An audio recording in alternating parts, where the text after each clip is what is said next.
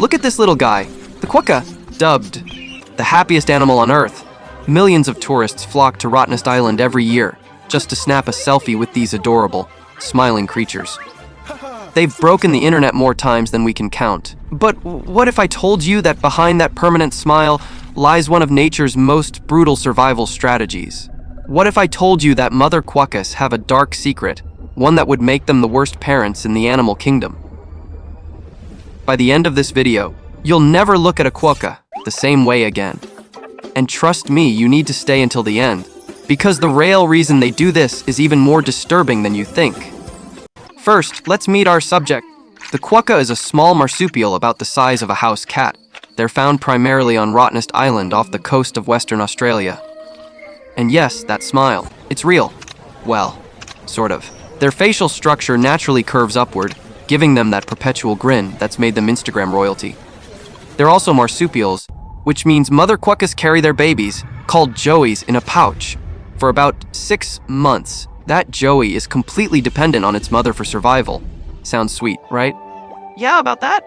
Here's where things get dark. There's a claim that's been circulating for years, one that's shocked animal lovers around the world. One threatened by a predator. A mother Quokka will throw her baby out of her pouch as a distraction, sacrificing it so she can escape. Let that sink in. Not just abandoning her baby, actively throwing it at a predator. Using her own offspring as bait. Think about it. A fox approaches. Mom Quokka realizes she can't outrun it while carrying the extra weight, so she makes a split-second decision. The baby goes. The joey hits the ground. The predator's attention shifts. The little one squeals, thrashes, and Mom, she's already 20 feet away, that smile still plastered on her face. Cold. Calculated. Ruthless. But is it true? Okay, let's put on our detective hats. Where did this claim come from? And more importantly, is there any evidence? The story has been repeated in countless articles, but when you dig deeper, something interesting happens. Nobody can point to actual footage. Here's what scientists have observed. When a mother Quokka is fleeing from danger, the joey in her pouch can sometimes fall out or be ejected due to the violent movement and muscular contractions. See, marsupial pouches aren't like backpacks with a zipper. They're muscular openings. When a Quokka is running at full speed, terrified, every muscle in her body is firing. The joey can literally be bounced out during this panicked escape. It's not a conscious decision, it's physics plus biology. But here's where it gets interesting. Some researchers argue there might be a subconscious element to this. That evolution has wired mother Quokkas not to resist when the pouch starts to loosen during an escape. Why? Let's talk about the cold, hard math of survival. In the animal kingdom, evolution doesn't care about morality. It only cares about one thing: passing on genes. And here's the brutal calculus. A mother Quokka who survives can have more babies. A mother who dies protecting one joey. That bloodline ends. So from a purely evolutionary perspective, sacrificing, or allowing the sacrifice of a single offspring to preserve the mother's life isn't cruelty. It's mathematics. And here's the kicker. Quokkas aren't alone in this strategy. But there's something else.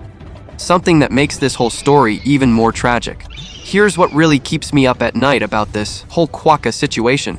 The predators that Quokkas are supposedly fleeing from. Many of them shouldn't even be there. Foxes were introduced to Australia by European settlers.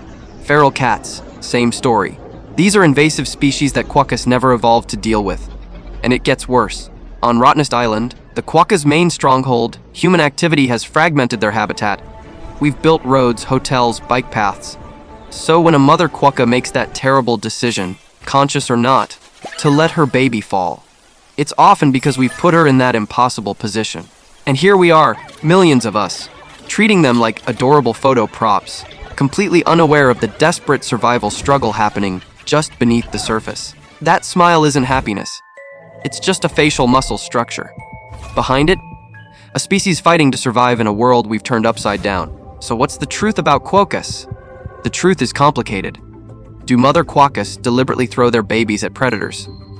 Probably not in the way we imagine. But do joeys get ejected during panicked escapes, possibly with some evolutionary acceptance from the mother? The evidence suggests yes.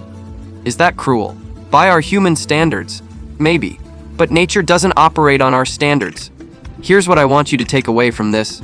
The Quokkas' smile isn't hiding a dark secret about them. It's revealing a dark truth about nature itself. Survival is brutal, but there's hope. Conservation efforts on Rottnest Island are working. The quokka population is currently stable, even growing in some areas. So the next time you see one of those adorable quokka selfies, yes, remember the dark reality behind that smile. But also remember that these incredible little survivors have been navigating impossible choices for millennia. And maybe, just maybe, we owe it to them to make those choices a little less impossible. Support quokka conservation efforts. Thanks for watching.